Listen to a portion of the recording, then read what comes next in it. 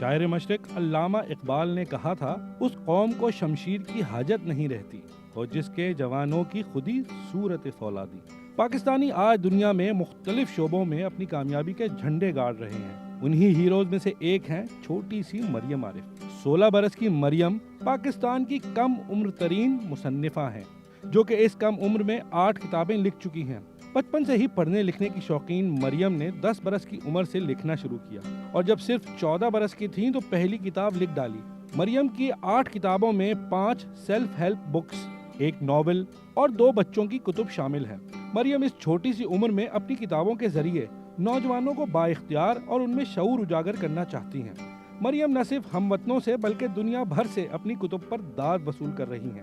مریم کو لکھنے کا شوق اپنی والدہ سے ملا، جو کہ خود بھی ایک مصنفہ ہیں۔ مریم نہ صرف مصنفہ ہیں بلکہ وہ سوشل میڈیا پلیٹ فارمز پر بھی کافی ایکٹیو ہیں۔ وہ ایک پوڈ کاسٹر ہیں۔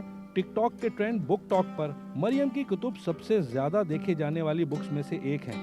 مریم عارف سال 2021 میں نیشنل یوتھ ایوارڈ بھی جیت چکی ہیں۔ مریم ایک مثال ہیں کہ مناسب سرپرستی کی جائے تو آپ بھی اپنے گھر کی مریم کو مریم عارف جیسا بنا سکتے ہیں۔